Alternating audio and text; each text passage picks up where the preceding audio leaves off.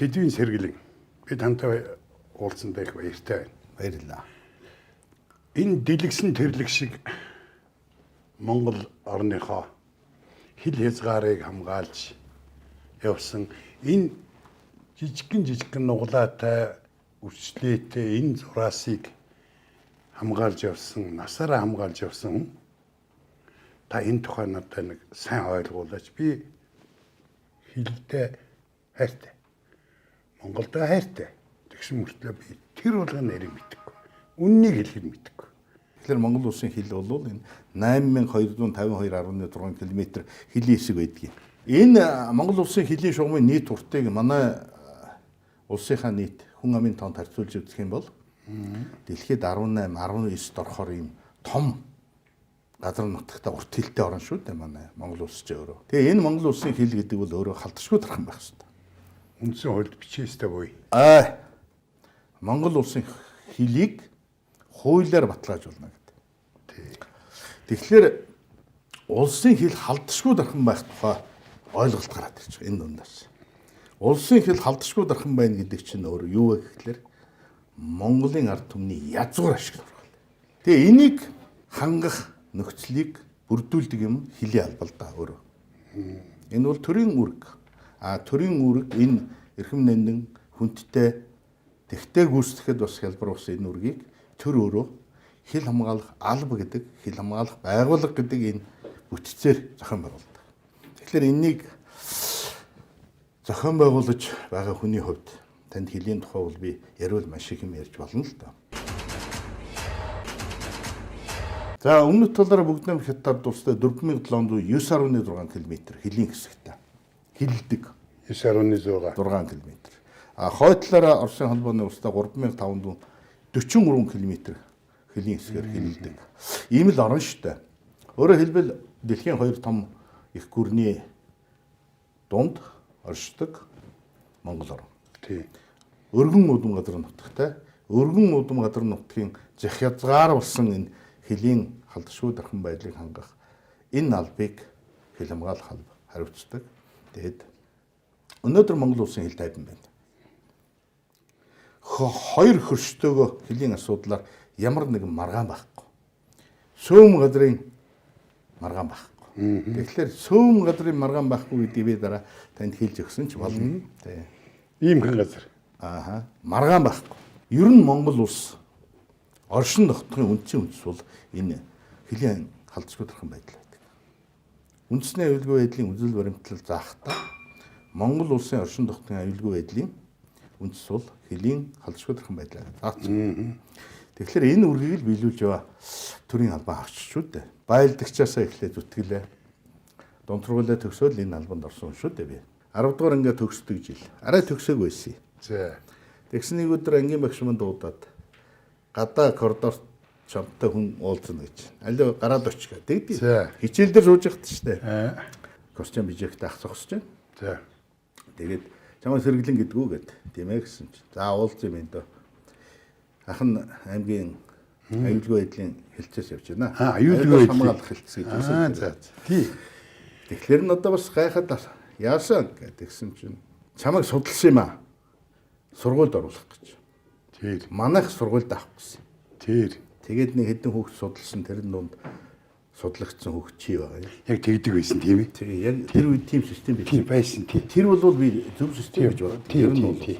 Яг тэгэхээр энэ төрийн хариуцлагатай албанд team системчилж бэлтгэж энэ боловсруучны бэлтгэх нь бол ер нь төрийн тэр үеийн их зөв бодлого байсан юм байна. Уг удмын судалдаг тийм ээ. 3 үеэр 4 үеэр судалдаг байсан байх бодвол. Тий, өөрийн чи хувийн хэргийг одоо ихэд уншсан хэрэг шүү дээ. За хувийн хэрэгтэй байсан шүү дээ биднээс чи. Тий, одоо ч би.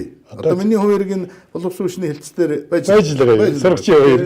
Тэр бүх юм л байдгийг. За тэр бол цэвэр сайхан байжээ. Тэгээ өөрийн чинь одоо шууд сонголт хийж шин. Тий, ерөнхийдөө шууд сонголт хийсэн гэсэн үг. Надаас асуулгүйгээр судалчихгүй юу? Тийм байна, тийм. Тэгээ судлаад энэ судалгаанд нь би тэнцсэн юм шиг байна. Тэгээ товчхон яриа болж өрнөд ерөнхийдөө би зөвшөөрсөн тийм хариу өгсөн. Тэгээ би бол зөвшөөрөхдөө бол ерөнхийдөө миний хүсэж мөрөж явсан л одоо мөрөөдлийн маань эхлэл тэндээс эхэлсэн юм уу гэж боддгийн. Гэтэ Тэгээ би ааваас асуухгүй шийдчихсэн юм шүү дээ. Бас. Тийм байна. Тий. Гэтэ өөрөө чинь бас тэр үе чи кадрыг мундаг сайн судалдаг, сонгодог байсан юм чинь. За ингээд сургуульд явсан. Тэгээд байлдагч болсон. Эхэлчин байлдагч. Юу гэсэн үг юм? Сургуулиас өмнө үү? Үгүй ээ. Сургуульд оронгуудаа байлдагч болчих. Сургуульд орох эрсдлийн шалгалтгүйгээр биднийг оруулаад судалж аваад тэгээд тодорхой хэмжээгээр нэг 4-5 сар хичээллүүлээд яг л байлдагч. Ердөөл цэрэг тангаргаа өргөөд үсээ ахуулаад цэрэг хувцас өмсөд яг байлдагч болоод 4 сар хэртэ хичээл хийгээд тэгээд эрсдлийн шалгалт авчих. Ирсэн хойноо л тэрийг мэдсэн. Тийм. Бас гиндэж байгаа байхгүй юу? Шалгалт өгөхгүй гэж бодоод ахгүй юу? Шууд орцсон гэж бодоод. Тэгсэн чинь үгүй. Ирсэн хон дахин бэлтгэл хийгээд тэгээд дахин шалгалт өгөө. За зөв. Ингээд Ингээд хоёулаа юу ятсан? Сургуульд орсон. сургуульд орсон. Төгссөн. Төгсөөд хил рүү Томилогдно. Шууд. Тэгвэл энд нэг юм болсон юм аа. Би яг сургуулиа төгсөөд хил рүү явна гэсэн бодолтой байхгүй юу өөрөө. Өөрөө. За. Ерөөсөө би энэ сургуулийн 4 жилд ерөөсөө хилийн стафт очиж ажиллана. За тэнд ямар албан тушаал ажиллах нь бол тодорхой юм чинь. Гэсэн надад боловсон хүчин тухайн үеийн удирдлагаас сургуультай багшаар үлдэх санал тавьсан. Хоёрдугаарт энэ дотоодын цэргийн алдарт одоо түүхэн хороо, одон тороо гэж нэрлэгдсэн 0.5 дугаар анги гэж байсан. Тэнд одоо эвлийн хорооны дараагаар үлдэх ийм хоёр санал тавьсан. Энэ Дорнот аймгийн Матад сумын нутаг. За. Багкүрийн застав гэдэг газар. За. Энэ заставын байлдааны бэлтгэл сургуулийн орлогчоор би анх томилогдож байна. Сургууль төгсөөд цоошин. Яг энэ цоошин ахлах төслөх цолтой залуу. Энэ Янчи овоо гэж алдартай овоотой энэ үзүүр ингээд нөхшуурсан. Тийм байна. Тэгээ энэ Чоусонгоос энэ халахгүй орох их зам дээр байдаг ийм застав л да. Зөв. Яг энэ застав дээр би энэ зам дээр нэг атгачлаа. Энэ заставын анхны томилтоо авч. Миний одоо хилийн заставт ажиллах офицерээр ажиллах гараа маань ирсэн. Тэрнээс өмнө би хил дээр халт хааж авсан. Зөв. Байлдагчаар Өмнөгов аймгийн Гашуун Сухайд. Гашуун Сухайд. Зөв. Тэгээ эн чинь танаа авч айлнах юм. Яг нь манай аав бол ийм Хинтээ аймгийн гаралтай хүн. Тэгээ их яг одоо манай аавын өөрийнх нь ярьдгаар бол хөвчин Жонван гэж. Хөвчин Жонвангийнхан хошуу гэдэг тийм ээ. Одоо Хинтийн хойдлын сумдуучууд үндсэндээ Биндэр, Батчирээд, Баяадраг гэдэг хорх өмнөдлөгрийн зүүн тал ордог. Ээж маань бол Дорнот аймгийн Матад сумын хүн. Матад сум хаана вэ? Матад сум энэ байна. Дорнот аймгийн Матад сум байна. Энэ байна. Тийм. Энэ ээжийнх нь нутагт очив. Тийм биш тийм ээ. Ээжийнх нь нутагт очсон юм байна. Ээжийнх нь нутагтаа очиндоо бас одоо эргээд очиж их сайхан санагдав. Тий. Гараагаа их зүү эхэлсэн болов. Ээжийн бас нэг ивэл байт юм болов. Тийм Монгол хүний үед шүү дээ. Тийм. Ийм л учиртай. Тэр анхны тэр заставын чинь нөхдүүд одоо хаана юу хийж явна? Заставд очсон өдрөөсөө эхлээд одоо хамт ажиллаж байгаад өнөөдрийг хүрсэн зөвхөн одоо залуучууд байна л да. Их олон хүмүүстэй бид ажиллаагүй л да.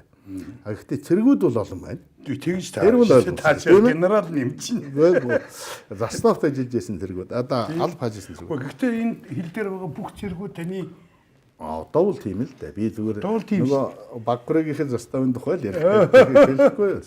Тэгээд л одоо тэнд миний заставын орлогчоос эхлээд заставын дарга болох. Тэгээ гараа эхэлсэн дээ. Тэгэл цэргүүдтэйгээ ажил, хил манах, хил хамгаалах, өдөр тутмын ажил. Тэг чи одоо гэр бүл яах вэ? Би гэр бүлтэй болцсон байсан тэр үед.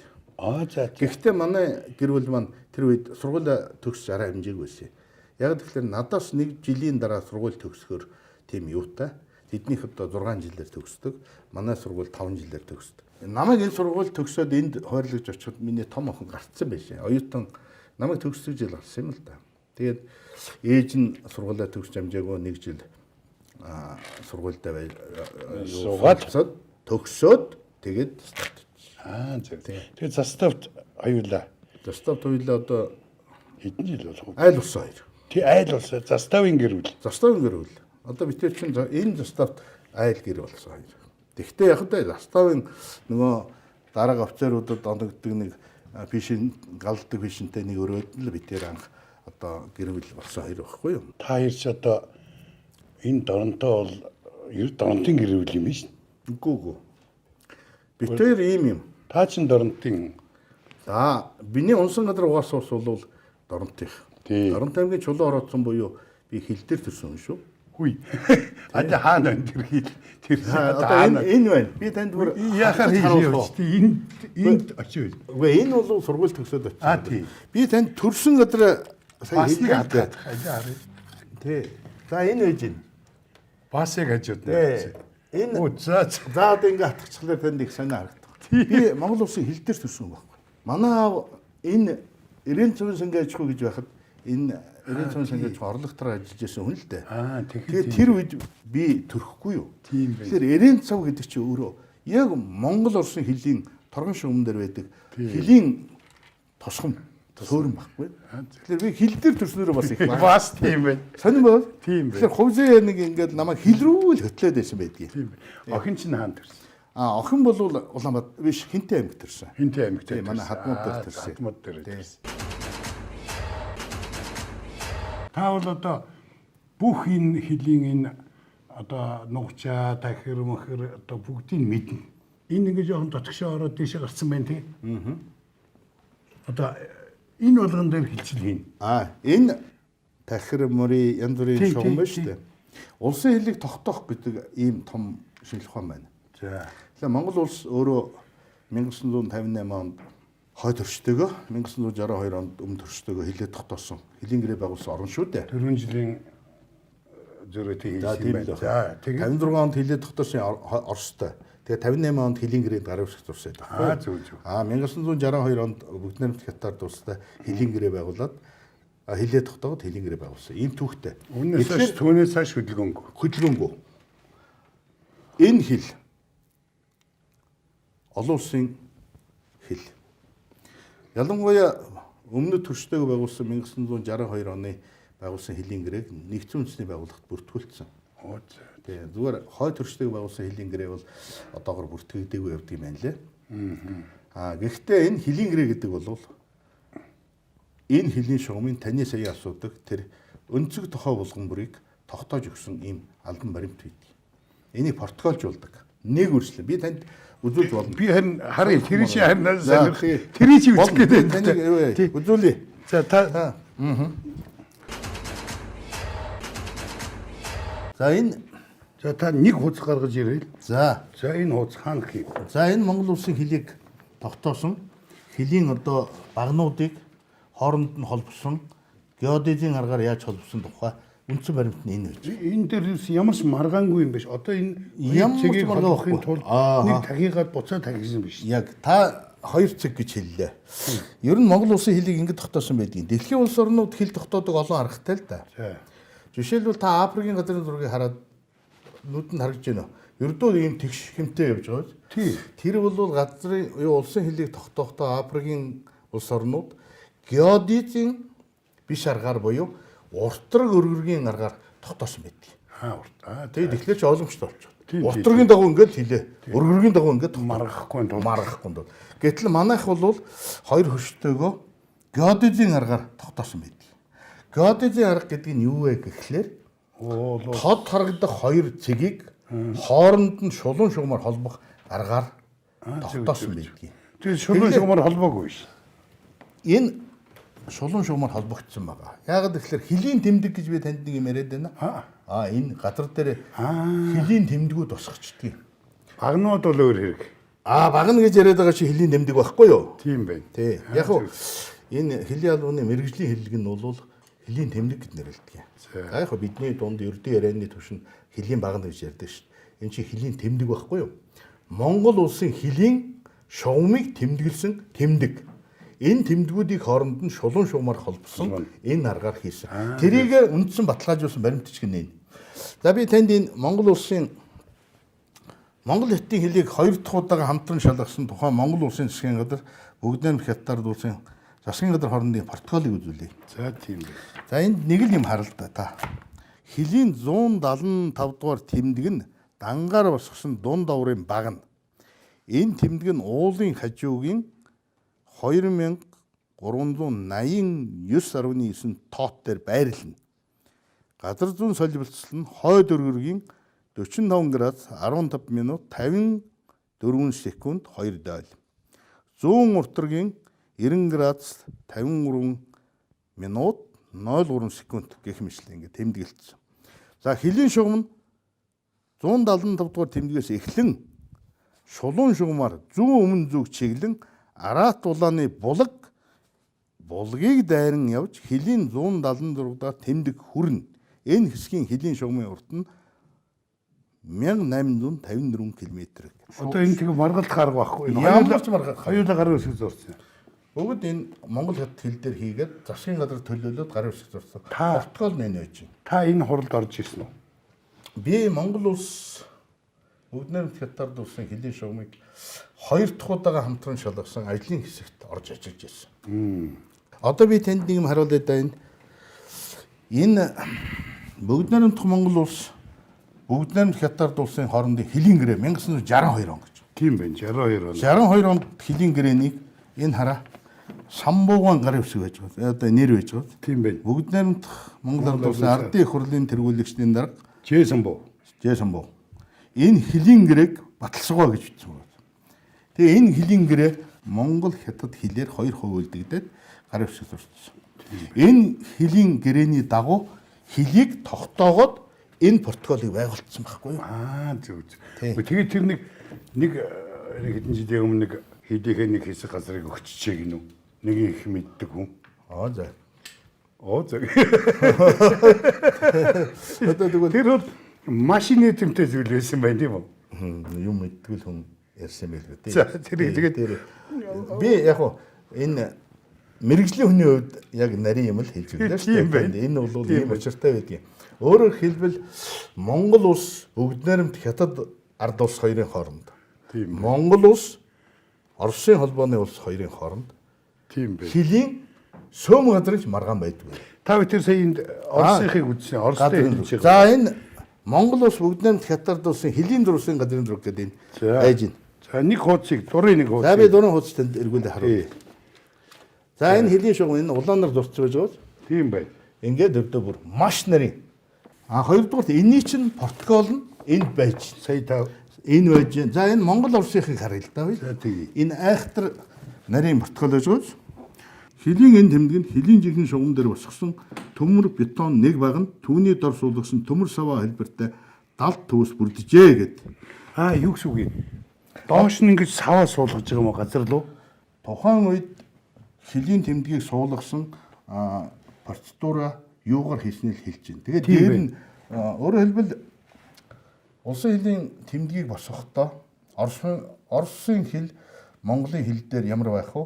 Монгол хятадын хил дээр ямар байх вэ гэж тухай тогтсноор хийцэн гэсэн үг. Тийм байна. Уртраг өргөргийг ингэж минут секундээр нь бичсэн баг. Тийм байна.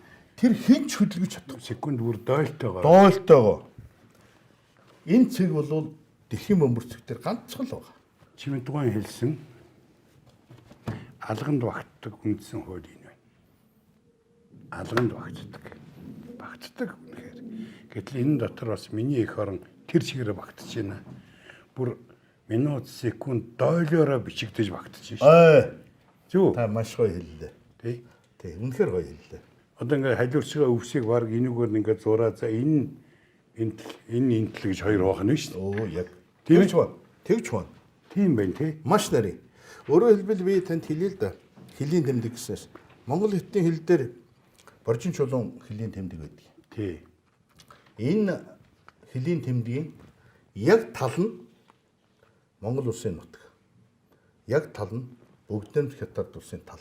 Тийм биш. Тэр хилийн тэмдгийн яг голоор нь улсын хилийн шугам явдаг. Тийм бай тийм. Тэр хилийн тэмдгээс дараагийн хилийн тэмдэг хүртэл шулуун шугамаар холбосон тэр шугам бол улсын хил. Баган дээр ирээд Дараагийн баг нь орох. ингээд Дараагийн хил. буугаад цаашаа үргэлжлэж чинь тийм үү. Гэхдээ бас нэг гоё юм байсан. Улсын хил одоо энэ байна гэж бодъё тийм үү. Тэгэд улсын хилийн доошоогоо чигээрээ Газрын хэвлийн гүн тийш. гүн рүүгээ дээшээгээ агаар руу Экстэй шагарын орон зай руу. Тий.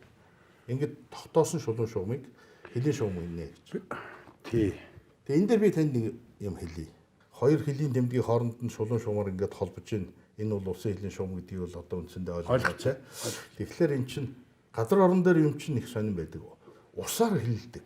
За тий. Уулын энэ Ороод өөрөө явдаг. тэг. Тэр болгоныг энэ хилийн гэрэн дээр хатуу тогтоож өгдөг. Хэрвээ голоор улсын хилийн шугам явбал голын үндсэн голдрлоор явна гэж зараад өгсөн. Гол яаж голдөрлөө Өөрчилж болдог шүү дээ. үндсэн гэдэг маань Өөрчлөгдөхгүй. сайр болцсон байсан ч Үндсэн голдрлоор явна. та хаана ажиллаж ирсэн одоо надад хэлээд өгч. За би сургууль төгсөөд дорд төцсөн гэж тэр хэлсэн. Тэгсэн. Тийм ээ. За дараа Дараа нь би 3 улсын хилийн яг уулзуур дээр шин застаа байгуулагдсан. аль та нөгөө хатгадаг юм хатгадаг. За энд шин застаа байгуулагдаад би энэ заставын анхны дарга болж очих ийм одоо хувь зээнэ тохиолдсон. Бакурыгийн заставын дарга байжгаад ийшээ шилжээд очиход энд төрсөн нутагтаа анхны заставын дарга орчихсон. Хил дээр төрсөн хүү шүү дээ би. Тий харин тий. Тэгээ өөрийнхөө төрсөн нутагт хил хамгаалахаар заставын анхны даргаар болж очсон. Дараа нь би энэ Сүхбаатар аймгийн Хонгон суман дээр отродын байдгийн хилийн отрод. За. За би энд ингээд ажиллаж байлаа. За. За Доронт аймгийн төвд Чавлсан хотод хилийн отрод байдгийн. Тэнд байгаа. За энэ отродын даргаар олон жил ажилласан дөө. За. Энэ. Тэгэхээр миний ажилласан он жилүүд хилийн албанд ажилласан он жилүүдийн ихэнх нь энэ Сүхбаатар, Дорнод, Дорногов энэ аймагуудын энэ замын үүдээр дээр ажиллаж байлаа энд байна. Ажиллаж гаад тэгээ эндээсээ би хил хамгаалах ерөнхий газрын дэд дарга болж дэвшиж орж ирсэн. Дид даргуулж ирээд. Тий. Тэгээд одоо тэрнээс хойш хил хамгаалах байгууллагын удирдлагын төвшөнд ажиллаж байна да. Энэ их сони юм. Энэ гурван улсын яг уулзуур цэг байна те. Таны энэ коридорт явж ирснийг зураг байсан гурван ийм юу тулгаад. Тэгээ гурван талд нь Хятад, Монгол, Орос гурван зэрэг загссан байсан. Яг энэ шүү дээ. Яг энэ чинь те. Яг энэ гурван улсын хилийн уулзуурын баг нь байгаа юм. Тэрийг шалгадаг. Тэрийг тогтмол шалгана, арчлан хамгаална. За би арчлан хамгаална гэхлээр сони хэлж байгаа. Улсын хилийн шугамыг арчлан хамгаална гэж хилчдийн үндсэн ажил байгаа юм. Тэр ажлаа хийдэг байхгүй юу? Тэгээд тэр үед нэг талаасаа Оросын хилчид, нөгөө талаасаа Монголын хилчид, нөгөө талаасаа бүгд намд Хятад улсын хилчид тааралдаад авахулсан их гоё түүхэн зураг байдгийг. Тэрийг та харж л дээ. Гэр бүлийн хүн чинь одоо юу хийж байгаа? Гэр бүлийн хүн маань одоохондоо үндсэндээ одоо хуваарь аж ахуй эрхлэж байгаа. Ганцхан нэмэж чинь гэмээр юм уу? Энэ хүүхдийн хувцас худалдан борлуулалт ийм л ажил хийдэг. Хүүхдүүд юунд хүртсэн? Гар ганцхан хөл дөрөөндөө хүртсэн. Үгүй хүү хоёртой л да. За. Тий. Тэгээ хоёлаа л одоо насыг өгсөн. Охин маань айлын бэр болсон. Хүн маань одоохондоо гэр бүл зохиогоогүй. Гэхдээ би дагаад амьдраад явж байна. Та түрүү надад нэг орж ирэхэд нэг фото зургийг үзүүлнэ гэсэн. Тэгээ би тэрийг үзэх сонирхол төрөөд болдог. За. Хоёул тэр зургийг та өөрөө намайг нэг дурсамжтай фото зургууд байна уу гэдээ асууж явсан. Тэгээд би байдаг юм л да. Тий. Үзэл болно шүү дээ. Тий, таны ажлын өрөөнд эднийг тэр зураг тий. За. Энэ хүн тантай их төстэй юм одоо. Миний маа. Тав ээ шүү. Тэр нүд. Тийм байна. Ер нь тав ээ шүү. Аав чинь юу хийдэг юм бэ? Миний аав ерөөсөө насаараа л одоо хөдөө аж ахуйн сангийн аж ахуй нэгдэл дарга энд л ажилласан хүн. Шинэ сангийн аж ахуйнуудыг бас шинээр сангийн аж ахуй хөдөө аж ахуйн нэгдлийг байгуулсан гэж түүхэнд нь бол байхгүй л дээ. За. Тэгвэл дандаа тамилтаар ажиллаж байсан. тамилтаар ажиллаж. Дандаа намын илгээлт ажиллаж байсан. Тийм тий. Та бол нэг бүтэн заставыг анх шинэ байгуулагдахад нь тэгээд яваад очиход юу байх вэ? Юу ч байхгүй. Үгүй ээ. Шинэ заставын барилга бол баригдчихсан байлгүй. Зөв даргаар нь очиж. Даргаар нь очиж хүлээж аваад. Харин улсын хилийн шугамаа хүлээж аваагүй байхгүй юу? Застав гэдэг чинь зүгээр хашаа байшин дотор амьдардаг гэдэг биш. Би харин тэгж ойлгосон ба хэдэн Монгол улсын хилийнхээ тодорхой хэсгийг хамгаалдаг тэр нэгж байхгүй юу? Хамгийн анхны шатны нэгж байхгүй юу? Зөв. Тэг хилээ хүлээж авчихсан. За энэ хүрээ хүүхэн чинь таны ээж байх. Миний ээж Доронтын Матад цомын уугуул. За энэ дотор бол одоо нэг хэдэн нөхдөд сууж байгаамаа. Тэрний за одоо би танихгүй хоёр ах эгчтэйгээ байж байна. Хамгийн бага нь би. Тэр тий. Хойгоогүй нас. Одоо хэдхэн сартай байсан юм дэр. Монгол улсын үндэсний аюулгүй байдлыг ерөнхийд нь мэдэх гээд байгаа хүн энэ сууж шít. Одоо тийм л бол таараад. Тийм ээ. Тэр үед одоо Юу мэдэхтэй мантай. тий. Ээжийнхээ өмнөөс өөрөө мэдэхгүй л байсан. Тийм бай. Гэхдээ ээжийн өмч их орон шүү. Үнэн. Тийм ээ. Тий. Тэр цагаан сүү. Тэр чинд биднийг энэ улсын иргэн болгочихсон шүү. За энд нэг ийм зураг байна. Хош наадах чиг Траншийн дотор сонин түүхтэй зураг шүү. Энэ би цэрэг байхдаа хөлийн харуулд гарч явсан. Харуулын маань байр. Пост гэж яддаг байсан. Тэр. за Ийм нүхэн бэлэндааж байлаа. Тэр үед бид нар энэ дотор хоног төөрүүлнэ гэдэг юм уу? аль нь Энэ одоо ийм дөрвөлжин ийм цементэн ийм тийм байна. бэлэндааж байгаа биз? тийм байна. Бидний нэрээр бол бэлэндааж. Энэ гурвын аль нь энэ та Би өөрөө энэ гарч ирж байна. гарч ирж байгаа. Тий. Одоо бол тойр болцсон. Албан дэвшлээ. Зөв. Тэр үед энэ дотор бид нар 7 хоногоор 10 хоногоор үрг гүйцэтгээд ээжлээд хөлийн манаанда явдаг юм байсан. Цэрэг байсан үе маань бэлэндааж явахгүй юу? За энэ одоо яг би төрийн сүлттэй багныхаа өмнө хөлийн төлөөлөгчийн туслах байхдаа авахулсан дург. За энэ одоо сургууль төгсөнгүүт За энэ төгсөөгөө энэ курсант байна. курсант 3 дугаар курсын сонсогч байсан үеийн дург. Найстайгаа авахулсан бас л тэр үед л нэг энэ зургийг татуулахгүй юу таарсан байгаа биз? энэ чи одоо Энэ бүгд найрамд хятад улсын хөлийн төлөөлөгч нар. Би дорнтой хөлийн төлөөлөгч байсан. Өөрөөр хэлбэл энэ хөлийн төлөөлөгч гэдэг албан тушаал бол Монгол улсын хөлийн асуудлаар байгуулсан олон улсын гэрээ хэрэгжүүлдэг ийм субъектчүүд. Сүндүү генерал буюу манай энэ оо тийм биш тийм үү үү? Сандугай тань битэрсэн Алдартай жанжин тий миний дарга. Тэгээд намайг актем төгсөж яхад Сүндүү генерал тэр үед иргэний хамгаалтын газрын дарга болцсон байсан юм. Энэ хил хамгаалалт ерөнхий газрын дарга байжгаад иргэний хамгаалтын газрын даргаар шилжээд очсон байсан үе л дээ. Тэгээд төгсөлтийн арга хэмжээнд дээр ирээд намайг диплом гардаж авсанд баяр хүргээд твэрчсэн ийм гоё зураг. Их сургууль төгсгч нь генерал байсан тэгсэн дүүгээ. Энэ генерал хувцастай байгаа. Тийм байх. Би ч одоо Одоо ингээд зүгээр харахад тэр үед би юу бодож явах вэ хөрхий. Зөндөө сургууль актем төгссөн залуухан хошууч. Тэгэхэд ирээдүйн одоо хөлийн төргийн командлагч л зогсож ээж л дээ. За. Бэлэг дэмбэрэлтэй сайн. энэ хөдөө Миний ах нар эгч нь та хэдүүлээ. би ээжээс долуулаа. Дээрээ 3 анхтай, 1 эгчтэй, дараа 2 зүйтэй. Анхны хайр. За үнэн анхны хайр. 9 ангийн 2 хүүхдэл байхгүй юу? Захаа бичиж явсан уу энэ үед? Надаас чамд навчнаас сэцгэнд бичээг бай. За бидний үеийнхэн бол тийм байсан те. Гэхдээ би бол бичээгүй. Яг тэгэхээр битээр чинь ингээд та битээр шиг ингээд тохой залгаж сурдаг байсан. Тэгээ болсон доо болсон те. Нүдэрээ ойлгоод тийм ээ. Тэгээ их захаа бичдэг байсан. Надаа манай ангийнхан сургуулийнхан гуйж захаа бичүүлнэ. За. Би ч одоо нөгөө захаа бичдэг тийм мэрэгжил сонгоцсон 8 9 дугаар ангид та. Тий. Гэхдээ өөрөөр бичгийг боддог. Яг одоо хөлийн заставынхаа хашаан дотор зогсож штэ байлдагч. Шинцэрэг цэргийн юунд нь генералын пого явдаг гэдэг үлээ. байлдагчийн карманд Тий. генералын мөрдөсөө. Тий. Байлдагчийн карманд генерал. Тэр үед одоо энэ нөхөр одоо юу генерал мантай байлаа дөө тий. Тий. Та энэ цэргүүдтэй хайртай юм аа. Хайртай байлгүй яах вэ? Тийм байна тий. Цэргийг хайрлахгүй бол энэ дарга байгаад яах вэ? Дарга байхгүй цэрэггүй дарга гэж байхгүй шүү. Аавын хүүхдүүд, ээжийн хүүхдүүд бүр гэр бүлээр нь үр хүүхдээр нь хайрлаа шүү дээ. Хайрлахаас гадна тэр хүмүүсийг ажиллах нөхцөл болцоог нь хамгийн гол нь хангаж өгнө. Тэгээ амьдралд юу эс тохиолдох вэ? Бүгдийг л шийдэн дээ. За нөгөө ангийн сурагч охин.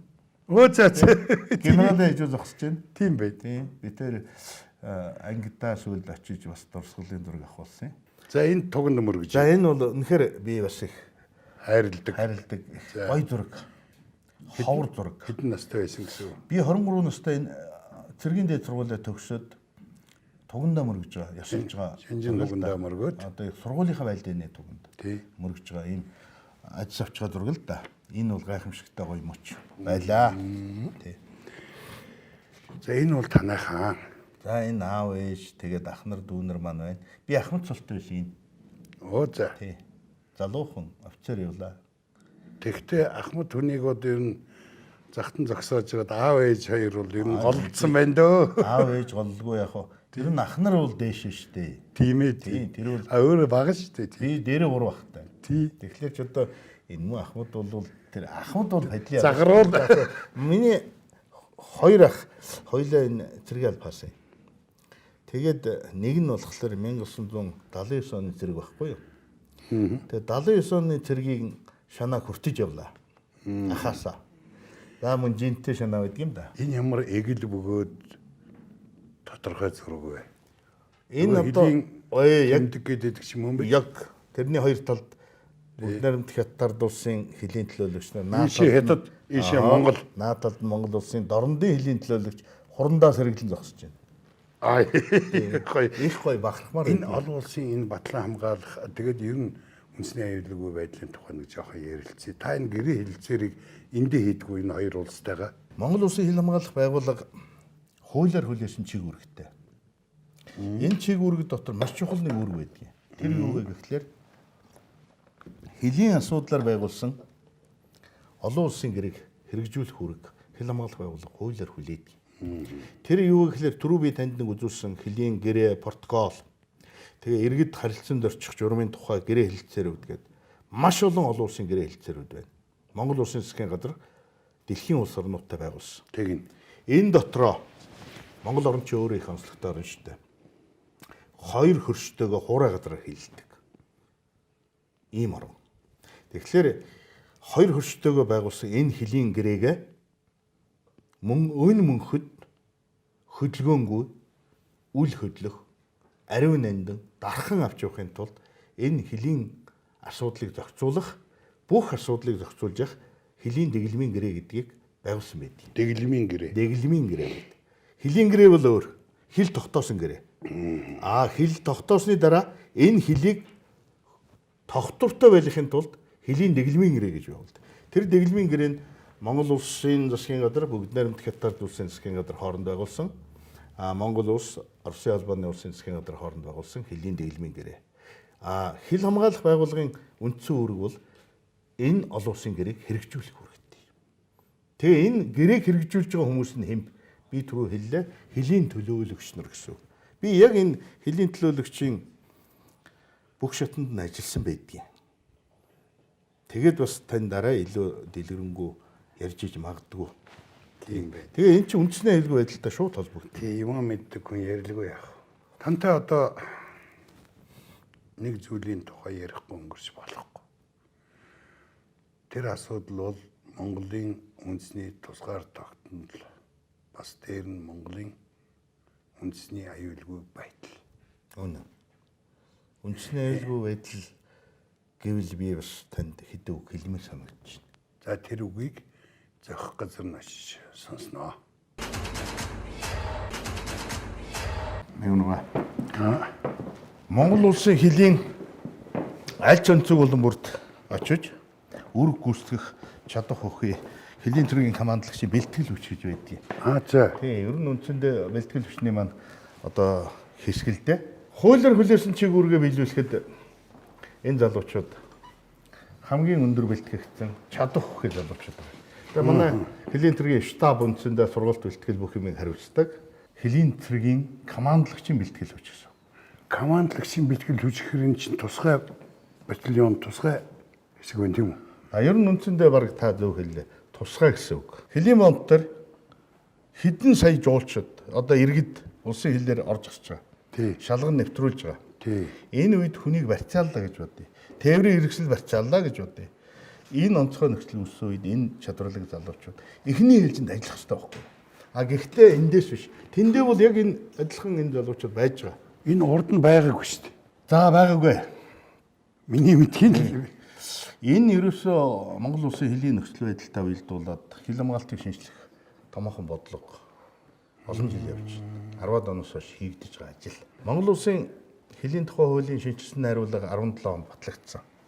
За тийм. Энэ хууль батлагдсанаар хөлийн бомбтой аюулгүй байдлыг хангах үүрэг хил хамгаалах албанд хөөцлөгдөн орж ирсэн. Хоёрдугаар Монгол улсын хил дээр гарч байгаа хил дамсан гэмтэргийг илрүүлэн тасан зогсоох гэдэг үүрэг орж ирсэн. Энэ яагаад орж ирсэн гэхээр виний түрүүний хэлдэг хэлийн нөхцөл байдал өөрчлөгдсөнтэй холбогдуулж үүсч байгаа цагийн байдалтай тохируулж тэр эрсдлийг бууруулах тасан зогсоох чиглэгдсэн чадварлаг хүч хэрэгсэл хэрэгтэй болчихдог. Тэгэхээр хил хамгаалтын чадварыг нэмэгдүүлэхийн тулд авч хэрэгжүүлж байгаа арга хэмжээний нэг хэсэг нь л энэ. Та энийг шинээр бий болгож гаргаж ирсэн үү? За үндсэндээ шинээр гэсэн үг.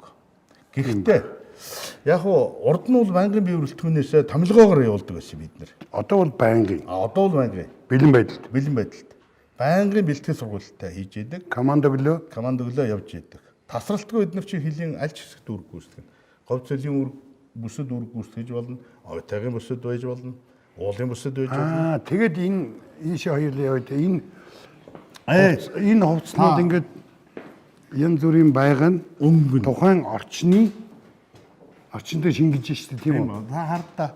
Жишээлбэл одоо энэ цагаан хувцастай энэ залуу байж байгаа. Энийг та одоо цасан дунд өвлийн үлрэл хөвчих хад хүн илрүүлэхдээ бол төвхтэй тун хэцүү. тийм бэ? Тий. Тэгээд энэ барьсан буу нь мэрэгэн буучин буюу. За энэ бол яг мэрэгэн буудагчийн бинтов. Одоо яг би энгийн үгээр хэлье л да. Василий Зайцев. Да ер нь ерөөсөө тэр байхгүй юу? Тий. За гэхдээ энэ мэрэгэн буудагчийн буунууд бол янз бүр байгаа. Жишээлбэл энэ наатлын энэ залуугийн барьсан буу бол хэлийн момтой аюулгүй байдлыг сахиулахад хамгийн гол үүрэг гүйцэтгэж буу.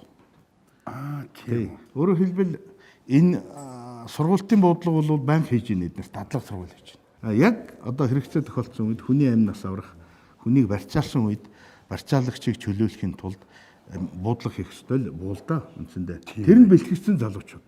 Намайг хамгаалж байгаа, миний эх орныг хамгаалж байгаа хүмүүс энэ нь сайхан залуучууд юм байна тийм. Та ер нь хэдэн онд энэ хилийн албанд орсон юм? Гэхдээ би яг хөө энэ хилийн албанд бол насаараа л зүтгэж яваа хүн. 10 жилийн сургуулиа төгсөөл энэ хилийн албатай амьдралаа холбосон. Энэ мөрчиг зүсв. За тэрнээс хойш л одоо өнөөдөр хүртэл энэ албан зүтгэж явна.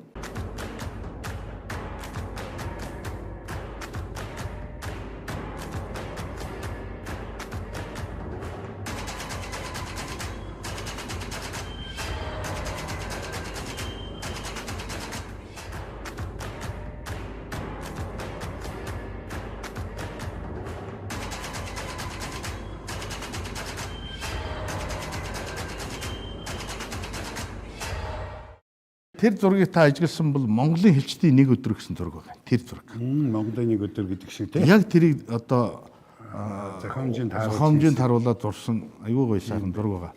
Монгол хэлчдийн нэг өдөр. Ингэж одоо өрнөдөг. За тэрийг гүйцэтгэдэг хүмүүс нь одоо энэ зүгээр манай зарим хэлчдийн төлөөлөл энд байж байна. Яасан сайхан. Энэ бол би танд яагаад энийг хэлж гэнэ вэ гэхээр Монгол Улсын хил хамгаалалт албыг шинжлэх үйл явц одоо эд өрнөж байна. Хил хамгаалтын чадварыг нэмэгдүүлж байна. Хил хамгаалтын чадвар нэмэгдэхээр Монгол Улсын хилийн алдаршгүй төрхөн байдлыг хангах нөхцөл бүрддэг. Ийм зүй тогтолтой байхгүй юу? Тэгэхээр чадварлаг хилчид өнөөдөр тавигдсан үргийг биелүүлдэг болж байна. Одоо хоёулын ийшээ жоохон явж байгаа. Би энд нэг бас нэг одоо цав цагаан хувцастай юм байна. Энэ одоо говийн өвлийн улирлээ. Тийм байна. Энэ бол яг ерөөсөө хилийн манааны өвлийн улиралд хил дээр үргүйсгэж байгаа. Ойтайгийн бүс тийм ээ. Тал хэрийн бүсэд бол ихэвчлэн өвлийн улирал цас их ундаг шүү дээ. Тэгээ энэ их цас ундаг газруудад хилийн манааны үрг гүйсэх зорилтын ховц хэрэгсэл явж байгаа. Манайхан чинь цантайч үрг гүйсгэх нь, явганч үрг гүйсгэх нь мортой янз бүр. Цас их орсон үед бол ер нь цан их үр дүнтэй байдаг. Энэ зүгээр нэг давуу биш. Биш үү. Энэ нөгөө чи ус нэвтрэхгүй. Хоёрдугаарт хөлдөхгүй, дарахгүй, дотор хувцсан тийм байна тий зориултгүй. Энэ карманд ингээд гараа хийхэд дотор талын хувцсан бүгд гарна.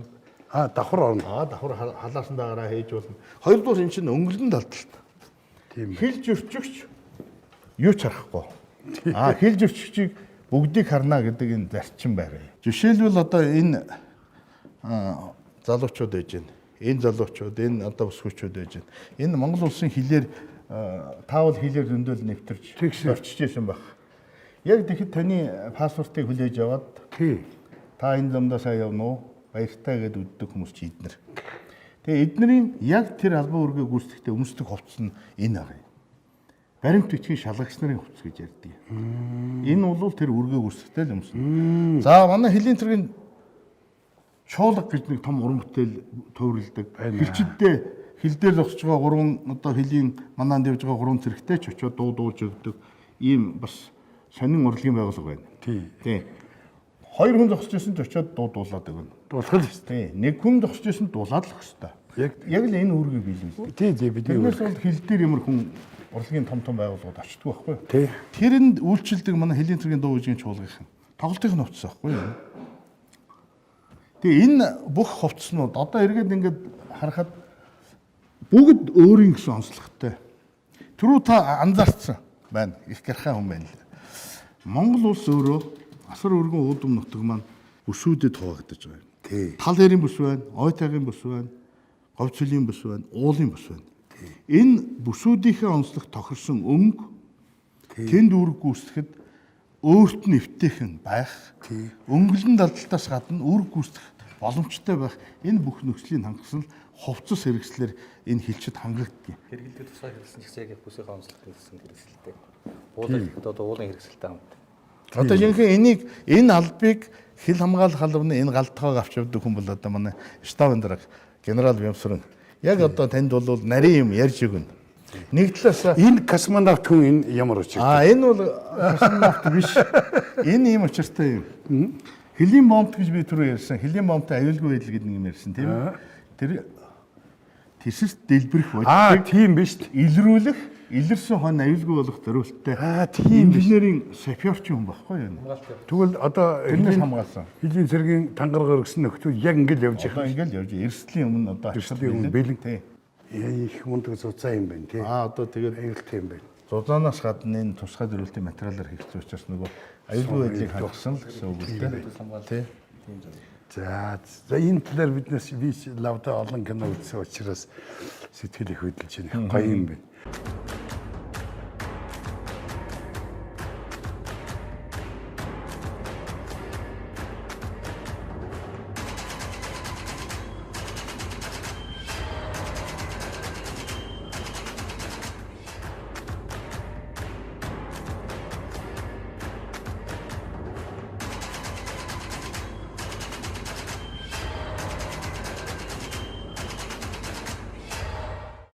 Тэгэхээр Монгол улсын хөлийг хамгаална гэдэг энэ үйл ажиллагаа өөрөө хүн гүйцэтгэдэг.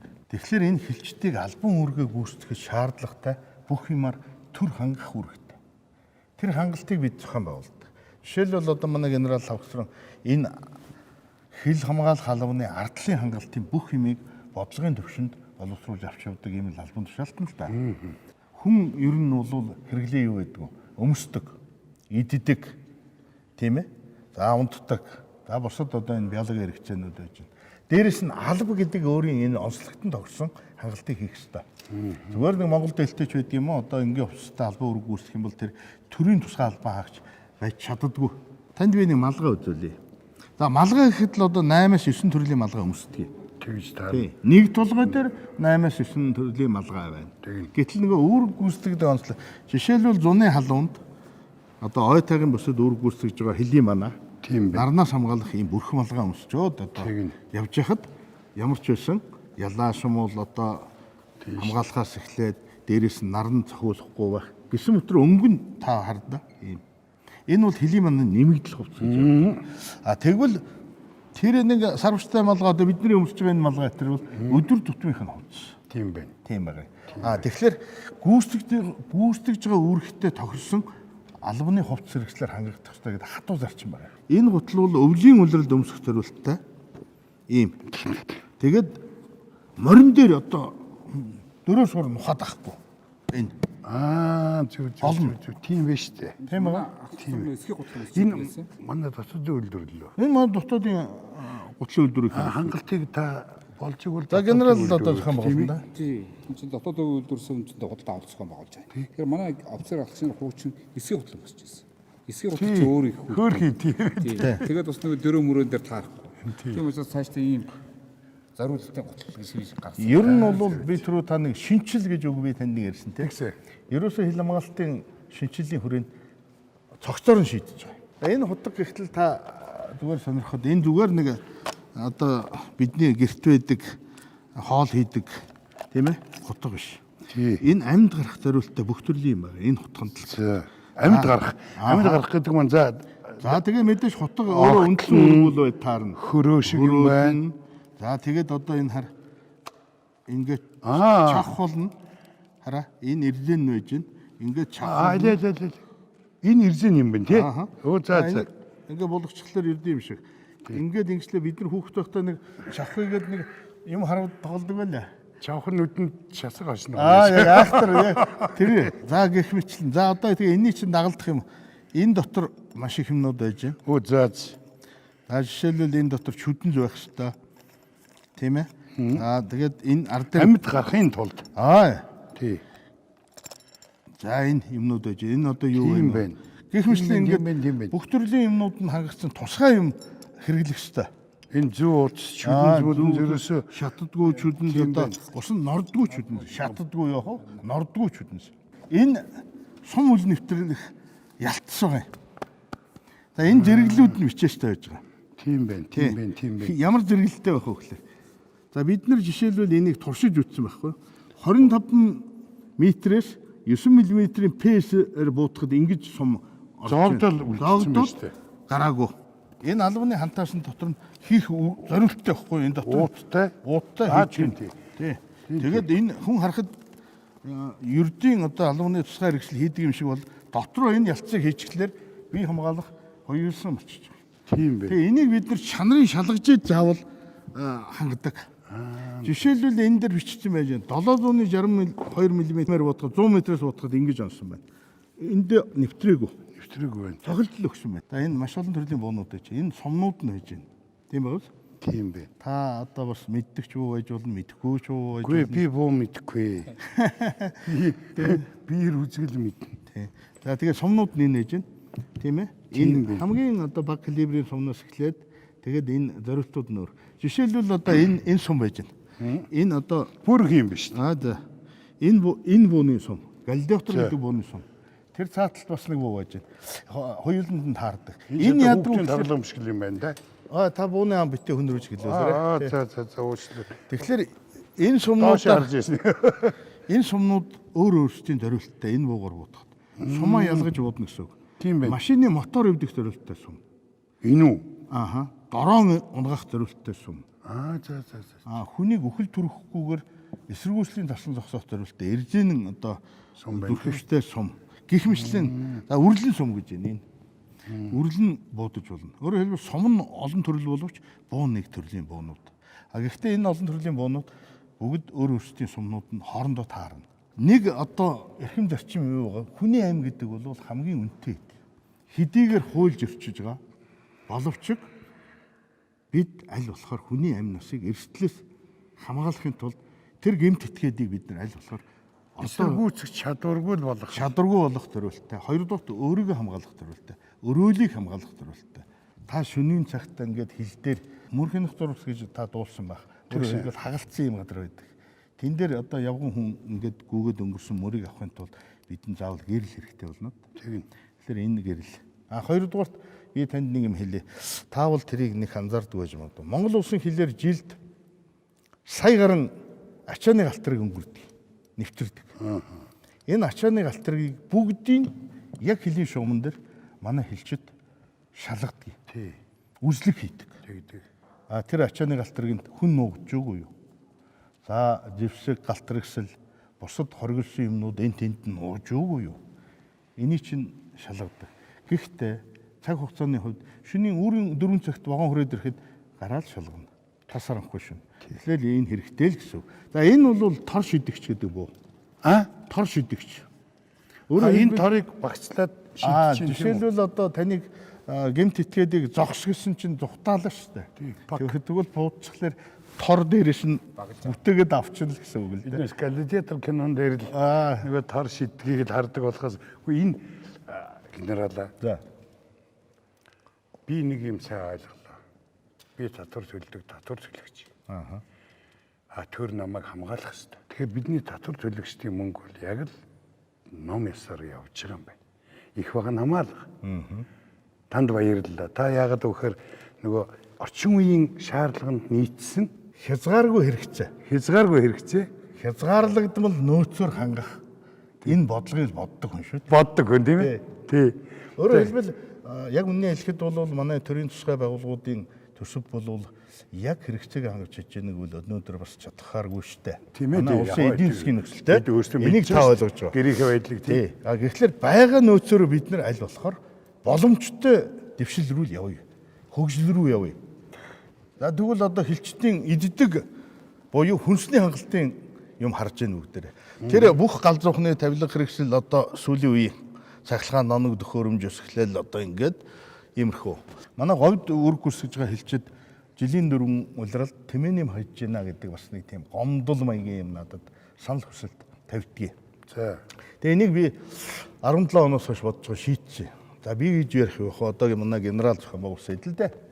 Тэгэхээр говийн нөхцөл халуун зуны улиралд махадгалах боломж байхгүй. Тийм учраас бид нар цахилгааны асуудал шийдээд давхар энэ хөлдөгч хөрөгчний асуудлуудыг ижүүрэн шийдсэн. Одоо манай говь цэлийн бүсийн хэлчтэй бол би баталгаатай хэлж чадах юм юу вэ гэхээр жилийн дөрвөн улиралд хүнсний хон нөхөр одоо адуу тэмээнийхээ махыг холиод төлөж чадж байна. Гэхмэчлэн яг хөлийн шугамн дээр албан үүрэг гүйцэтгэж байгаа хэлчид яадаг вэ гэхээр үнэгүй хүнсээр хангагддаг. Тэгнь. Тий. Тэгэхээр тэр хүнсийг хангах том одоо тогтолцоо байх хэрэгтэй шүү дээ. Тэгэхээр энэ хүнсний нэр төрөл нь одоо сонголттой болчихсон. Ямар хүнс хэрэгжилж болох вэ? Хэмжээ, хязгаар бүх юм ингээд батлагдаад журмлагдсан. Тэгээ энэний дунд юу вэ гэхээр ерөөсөө хүний хэрэгцээг л бодтой хангаж өгье. Эрүүл хүнсээр. Эрүүл хүнсээр. Тэгээ ер нь бол одоо бид энэ нийгмээсээ хоцрохгүй чадвал одоо бас тэр хязгаар нутагт байгаа хэлчтэйгээ юмар дутаахгүй байх ийм том бодлого барьж байгаа. Би чанартай хүнс хэрэгэл гэж хэлдэг.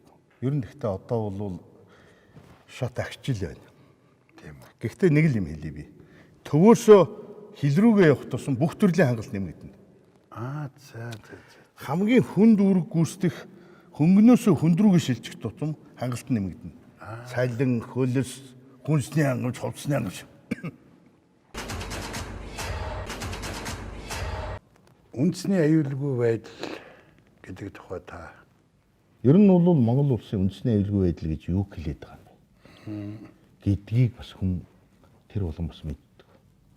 Тэгэхээр Монгол улсын үндэсний аюулгүй байдал гэдэг нь Монголын ард түмний язгуур ашиг сонирхлыг хангах гадаад дотоод таатай нөхцөл бүрдсэн байдлыг хэлнэ гэж.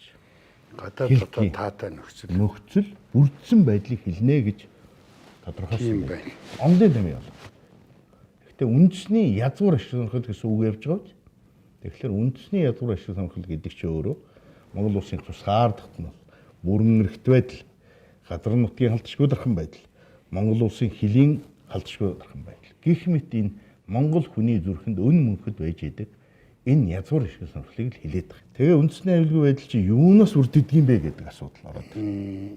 Тэгэхээр хүн ам, удмын сангийн аюулгүй байдал, генийн аюулгүй байдал, мэдээллийн аюулгүй байдал, эдийн засгийн аюулгүй байдал, нийгэм төрийн аюулгүй байдал. Тийм ээ? Хөлийн аюулгүй байдал. Энэ олон аюулгүй байдлын бүрдэл хэсгүүдийг бүгдийг хангах тэр нөхцөлийг бүрдүүлж Монгол улсын аюулгүй байдал баталгаатай хангах нөхцөл бүрдэх ёстой юм. Тэгэхээр түрүү та бүхэн хөлийн тухай ярьлаа. Ялангуяа Монгол улсын хил халдшгүй байх үндсэн үндэс бол хөрш орнуудтайгаа байгуулсан олон улсын гэрээ хэлэлцээрүүд олон улсын энэ эрх зүйн баримтчгуудыг хүндэтгэн сахиулах тухай асуудал байдаг. Хүндэтгэн сахиулах гэж айхтар үг байгаа биз? Тийм байна. Тэгэхээр хөрш орнуудтайгаа ямар нэгэн байдлаар асуудалгүй байна гэсэн үг. Тийм. Харилцан бие биенээ хүндэтгэнэ гэсэн үг. Тэгэхээр Монгол улс чи өөрөө хоёр улстайгаа хуурай гадраар хилдэг учраас энэ хилийн асуудал нь дан ганц манай улсын хил биш байдаг байхгүй юу? Бид Монгол улсын хил гэж яриад байдаг болохоос биш эн чинь Монгол улс бүгд найрамд хятад улсын хоорондын хил. Тий. Монгол улс Оросын холбооны улсын хоорондын хил. Тий. Гэж явдаг. Тэгэхээр энэ хоёр улсын хоорондын хил учраас Хэлийн аливаа асуудлыг зохицуулахдаа заавал нөгөө талын ашиг сонирхлыг хөндөдөг. Тийм учраас дангаараа энийг зохицуулдаг асуудал биш. Одоо та бид яг энэ сууж байгаа энэ нөрөнд Монгол улс, Бүгд найрамд Хятад улс, Монгол улс, Оросын албаны улс хооронд засгийн газар хооронд байгуулсан хэлийн дэглэмийн гэрээнүүдийг хэрэгжилтийг нь хангах асуудлыг жилд нэг удаа хоёр хөршөөхөө хэл хамгаалах албадын удирдлагын түвшинд ярьж хэлцдэг. Москвад, Бээжинд, Улаанбаатарт. Энэ Саянбтай, энэ Улсын Төвтэй, энэ Төмөн Үлзий Хээтэй, энэ танхимд. Жишээлбэл одоо энэ миний гар дээр байж энэ Монгол Оросын хэлийн дэглэмийн гэрээ, Монгол Хятадын хэлийн дэглэмийн гэрээ. За иргэд харилцан зорчих журмын тухай, бомбын дэглэмийн тухай гэрээнүүд гэдэг энэ олон улсын гэрээнүүд. Дэглэм гэж юу хэлдэг вэ гэхээр тогтоосон дэглэмийг л хэлээд байгаа шүү. Тэр дэглэмийг зөрчсөн олон улсын хууль дэглэмийг зөрчиж байна гэсэн. Тийм. Тэрийг бид зөрчсөн нөхдүүдийг буюу субъектуудтай илрүүлнэ, хариуцлагатай оцно. Зөрчүүлэхгүй байх урьдчилан сэргийлэх арга хэмжээнүүдийг аавна. Тэгэхээр энэ бол олон улсын арга хэмжээ буюу түрүүний би үндэсний аюулгүй байдалтай холбоод хэлэх юм бол Монгол улсын оршин тогтногын аюулгүй байдлын үндсэн ерөөсөө хэлийн аюулгүй байдал. За тэгээд аюулгүй байдал бол маш олон салбар болоо явцдаг. Тэгэхээр чин одоо жишээлбэл манай нийгэм төрийн аюулгүй байдлыг хангах тусгаалтын чиглэл өгөх байгууллага байж тагнуулын байгууллага гэж байна. Тийм байна. Хүн амынхаа эдийн засгийн аюулгүй байдлыг хангах салбарууд байж л байна. Гайл гээд байж л байна. Тийм үү? За дээрэс нь одоо юу гэдгийг хүн ам удмын сангийн аюулгүй байдал гэдэг эрүүл мэндийн байгууллагыг хариуцах ёстой ч байдаг юм уу. Ингээд төрийн тусгайлсан чиглэл өгөх байгууллагууд энэ чиглэлийг хэрэгжүүлдэг. Монгол төрийн эрхэм үүргийг энэ эцээчтэй ард түмнийхээ тэр яриад байсан нөгөө миний түрүүний хилээд байсан язгуур ашиг сонирхлыг хангах нөхцөлийг бүрдүүлэх тухай л асуудал байдаг. Энэ миний сонсон хэрэг бүтлээ. Сонсъё гэснээр сонслоо, мэдъя гэснээр мэдлээ. Өөртөө чинь сайхан танилцлаа. Дахиад бид уулзаж учирна. Миний хийж байгаа энэ уран бүтээл нэлээд урт хугацааг дамнаж үргэлжлэхий. Эртнээс л одоо бэлдэж эхэлсэн гэсэн үг. Тэгээд энэ баримтат хөрөг нэвтрүүлэг бол он өнгөрөөд тэгээд үргэлжлэн хийгдсээр л байх болно. Ингээ шин тоолж эхлэн тэгээд тэр үед одоо дахиж уулзах болов гэж бодогдож байна. Ингээд би мориндоо мордъё да. Танд баярлалаа. Татгалзахгүй хүлээж авч уулзаж хоёулаа таны ажлын завсраар орж ирж ингэж таныг сатааруулсан бол уучлаарай. Гэхдээ энэ бол сайхан ярилцлага байлаа. Та бүхэн сайхан ярьлаа гэж бодож байна. Баярлалаа. Сайхан ярилцлага болоо зүгээр Монгол улсын хил хамгаалах алба юу хийдгийг. Монгол улсын хилийн тухай ойлголт юу байдгийг гэдэг талаас сайхан яриа өндлөө бас энэ маань олон түмэнд бас тодорхой хэмжээний сайхан мэдээлэл болох болов уу гэж бодож байна. Ялангуяа үндэсний аюулгүй байдалтай холбоотой энэ асуудал яг одоо амьдрал дээр яаж явагддаг талаар танд би бас боломжийн хэмжээнд танилцууллаа. Гэхдээ энэний цаана танилцуулж болдгүй юм гэж их бий. Тэрнтэй бол би таныг танилцуулаагүй гэдгийг уушлаарай. Тийм ээ. За баярлалаа. Болох хэмжээнд л танилцууллаа. Баярлалаа. Та намайг гаргаж өгөө. Замдаа хоёулаа нэг газар би таныг үдэж өглөө яах вэ? За тэгье. За баярлалаа.